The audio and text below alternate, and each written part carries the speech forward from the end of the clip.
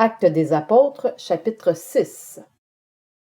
À cette époque-là, alors que le nombre des disciples augmentait, les hellénistes murmurèrent contre les Hébreux, parce que leurs veuves étaient négligées lors des distributions quotidiennes. Les 12 convoquèrent l'ensemble des disciples et dirent: « Il ne convient pas que nous délaissions la parole de Dieu pour servir aux tables.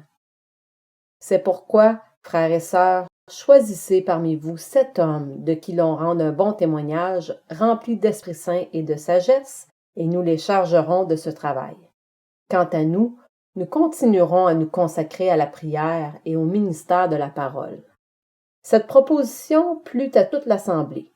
Ils choisirent Étienne, un homme plein de foi et d'Esprit Saint, Philippe, Procore, Nicanor, Simon, Parménas et Nicolas, un non-juif d'Antioche converti.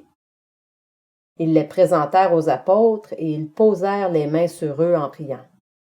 La parole de Dieu se propageait de plus en plus. Le nombre des disciples augmentait beaucoup à Jérusalem et une grande foule de prêtres obéissait à la foi. Étienne, plein de foi et de puissance, accomplissait des prodiges et de grands signes miraculeux parmi le peuple. Quelques membres de la synagogue appelée synagogue des affranchis, des Cyrénéens, des Alexandrins et des Juifs de Cilicie et d'Asie se mirent à discuter avec lui. Mais ils ne pouvaient pas résister à la sagesse et à l'esprit qui inspirait sa parole.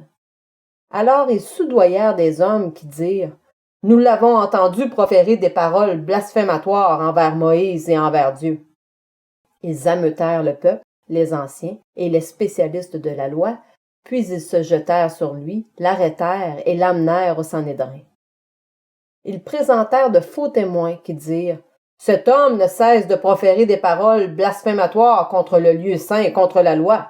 Nous l'avons entendu dire que Jésus, ce Nazaréen, détruira ce lieu et changera les coutumes que Moïse nous a transmises. » Tous ceux qui siégeaient au Sanhédrin avaient les regards fixés sur Étienne. Ils virent que son visage était comme celui d'un ange.